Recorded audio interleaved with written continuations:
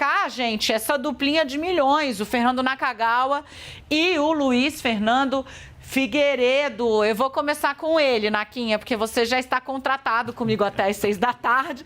O Luiz Fernando Figueiredo, já falei aqui, a hora de trabalho deste homem custa muitíssimo, entendeu? Ele recebe em dólares da CNN americana. Eu não posso prender aqui o Luiz. Ô, Luiz, essa foi, eu achei brutal, assim, porque você faz um anúncio de redução, uma redução que não foi pouca, foi um tombaço na taxa de juros para pegar empréstimo de aposentado, sabe? Aí, assim, o cidadão que tá lá, tá enforcado para fazer os remédios, o remédio que chegou, que tá mais caro e tal, vê aquilo, enche o olho d'água e não vai parar de pé, porque é muita bateção de cabeça para o governo e a situação para o Ministério da Previdência ficou horrorosa porque os bancos privados, inclusive os bancões, fizeram agora o que fizeram quando o Bolsonaro anunciou o empréstimo para quem recebia o Auxílio Brasil. Os bancões falaram: querido, eu sinto muito, eu não vou participar de uma política de endividamento, porque na real o que você está querendo é que eu assuma o risco de fazer minha dívida crescer para você poder fazer graça. Ficaram os bancos públicos. Aconteceu a mesma coisa com a bondade, com o chapéu alheio, que Carlos Lupe anunciou. Os bancões disseram: beleza, querido, vai sonhando, essa taxa de juros que você está querendo negociar, ela não existe, como diria o padre Quevedo. Na verdade, é aquela história, todo ministro gostaria de anunciar uma bondade, né? E essa é uma bondade, como você falou bem, com dinheiro alheio. A Caixa e o Banco do Brasil anunciaram hoje que também não cancelaram, na verdade, pausaram aí as suas operações de consignado. Ou seja, não são só os bancos privados, os bancos públicos também estão falando: olha, não dá para fazer dessa forma. E acho que talvez por isso estão revendo, enfim, essa medida que não tem pé nem cabeça.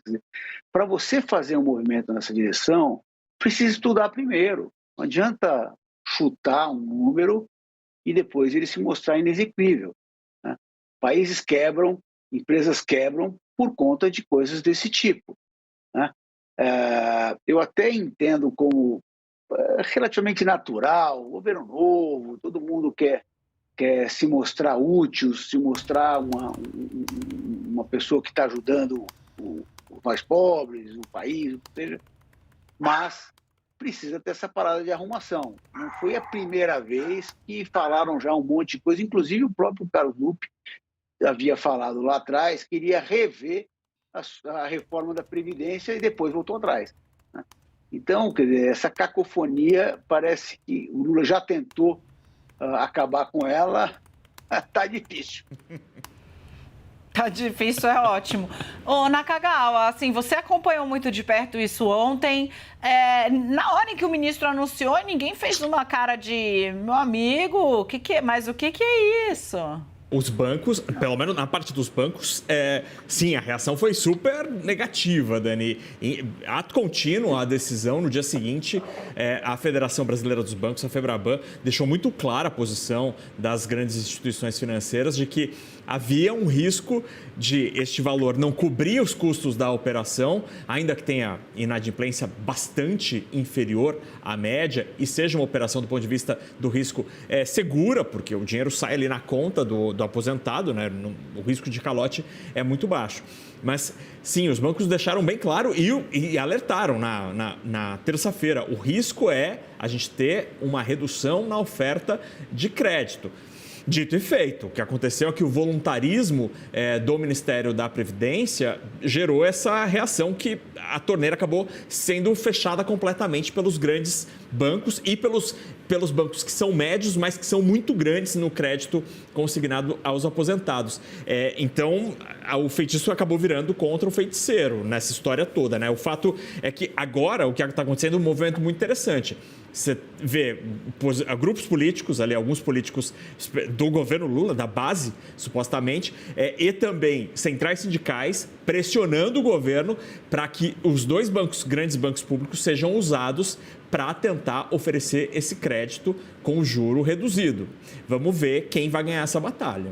A questão, gente, assim, o que o governo estava pretendendo anunciar era uma redução da alíquota, tá? Era uma redução da alíquota. Ou seja, se você cobra 2 ponto alguma... É isso, né, Nakagawa? Era 2,8, é isso? Acho que 2,14 para 1,70. 2,4, é isso? 2,1. Isso, é 2,14 para 1,70 por mês. Pois é, eles estavam pensando em uma redução de alíquota. Agora, ele fez um corte, isso, gente, para quem já está cobrando 2, que é uma taxa de juro bem diferenciada do que a gente está noticiando aqui todo dia, né? Exagerou na dose. E aí, de novo, né? Instrumentalizar os bancos públicos para dar conta dessa ideia, né? Que a Casa Civil está dizendo que não foi avalizada por ela, ou seja, não seguiu o roteiro pré-determinado por Lula, seria ainda dar mais pano para a manga. É dizer, olha, já que você não tem suporte para fazer o mercado privado de crédito responsável pela circulação do crédito no Brasil apoiar a ideia, você está usando o banco de todos para subsidiar essa taxa para alguns. Luiz Fernando, para fechar, né? Na verdade, qual é a avaliação que dá para fazer até agora do bate-cabeça, sempre focado, na maioria das vezes, na questão do dinheiro, que é onde as pessoas estão querendo ver uma melhora, né? É a economia, estúpido, né? Aquela frase, né, sobre o que faz um presidente, né? O que define uma eleição é a economia. Então, já que na macro a gente não está tendo sinal de que, né, a tempestade vai virar arco-íris no fim do dia, o governo parece, ou personagens do governo, parecem estar apostando em fazer microanúncios de alívio. É passagem de R$200, que as aéreas também estão falando, tipo... Querido, São Paulo, Manaus, R$200, você não faz nem se eu te levar, assim, sabe, de supersônico, não faz. Agora a quebra no consignado, são essas pequenas bondades que estão demonstrando, na verdade, afobamento, bate-cabeça e, em última instância, Luiz, me parece uma admissão de que, no macro, a mudança não vai vir, mudança de cenário, né? Na rapidez que o Lula está querendo e que as pessoas que estão governando com ele achavam que poderiam produzir por qualquer que seja o motivo. Então, deixa eu tentar organizar um pouquinho o raciocínio. O que o governo está lutando contra é com uma coisa que ele não deveria lutar, que é o seguinte: nós temos que esfriar um pouco a nossa economia para que os preços também esfriem logo depois e a inflação fique baixa. Inflação baixa é bom, principalmente para as pessoas mais vulneráveis. Mas você tem que esfriar a economia antes. Se você não esfriar, os preços não vão deixar de subir mais do que deveriam. Então, é lutar contra... Sabe aquela história? Você toma um remédio e você está lutando contra o que o remédio está trazendo de benefício.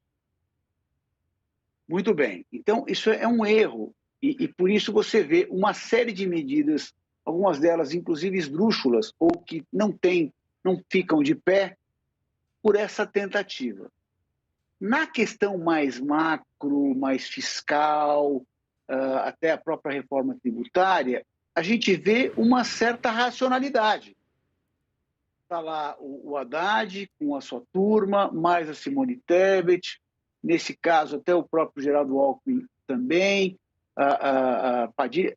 Tem uma turma que está falando, olha, vamos aqui acertar esse novo arcabouço fiscal de um jeito que seja razoável, que o ano que vem a gente não tenha déficit primário, que seria uma coisa muito boa, e vamos tentar fazer uma reforma tributária caprichada. Agora, essa é a turma, digamos, da racionalidade, que essa é a turma que entendeu qual é o remédio que tem que tomar para a gente lá na frente poder voltar a crescer bem.